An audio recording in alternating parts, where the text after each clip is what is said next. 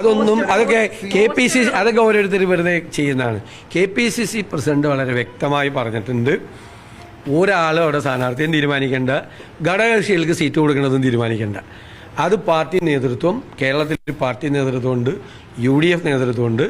അവർ നേതാക്കളുമായിട്ടും ഹൈക്കമാൻഡുമായിട്ടൊക്കെ ആലോചിച്ച്, ഘടകകക്ഷി നേതാക്കളായിട്ട് ആലോചിച്ച് സീറ്റ് വിഭജനം നടത്തും. സീറ്റ് വിഭജനം പാർട്ടിയുടെ താഴെ തട്ടിലല്ല നടത്തേണ്ടത്. അങ്ങനെ നേതാക്കന്മാർ അറിവോടുകൂടി അത് ചെയ്തിട്ടുണ്ടെങ്കിൽ ആ നേതാക്കന്മാർ ശാസിക്കപ്പെടും, ഒരു സംശയമില്ല. അവർ ചെയ്യാൻ പാടില്ലാത്ത ഒരാൾ സ്വയം സ്ഥാനാർത്ഥി അല്ലല്ല, അത് KPCC പ്രസിഡന്റ് അതിന് മറുപടി പറഞ്ഞിട്ടുണ്ട്. ആരും സ്വയം സ്ഥാനാർത്ഥിത്വം ഇപ്പം എന്നോട് ചോദിച്ചപ്പോൾ ഞാൻ പറയാം, എൻ്റെ സ്ഥാനാർത്ഥിയുടെ കാര്യം തീരുമാനിച്ചിട്ടില്ല എന്നാണ് പാർട്ടി. ഞാൻ മത്സരിക്കണോ വേണ്ടെന്ന് പാർട്ടി തീരുമാനിച്ചിട്ടില്ല. എന്നോട് എൻ്റെ അവിടെ ഇപ്പോൾ നമ്മളവിടെയൊക്കെ പാർട്ടി പ്രവർത്തകർ മതിലൊക്കെ വൈറ്റ് വാഷ് ചെയ്തിട്ട് അപ്പോൾ എഴുതട്ടെ എന്ന് ചോദിച്ചു. അപ്പം ഞാൻ പറഞ്ഞു, എൻ്റെ കാര്യം തീരുമാനിച്ചിട്ടില്ല, എൻ്റെ കാര്യം പാർട്ടി ഞാൻ മത്സരിക്കണോ വേണ്ടതെന്ന് പാർട്ടി തീരുമാനിച്ചിട്ടില്ല. പാർട്ടി തീരുമാനിക്കാതെ എഴുതാൻ പറ്റുമോ? പാർട്ടി തീരുമാനിക്കാതെ ചിഹ്നം വരയ്ക്കാൻ പറ്റുമോ? ഒന്നും പറ്റില്ലല്ലോ. അത് തന്നെയാണ് ഞങ്ങളൊക്കെ പാർട്ടി പ്രവർത്തകർ കൊടുത്ത നിർദ്ദേശം. അതിലൊന്നും വെള്ളം ചേർക്കാൻ ആരും ചെയ്യാൻ പാടില്ല.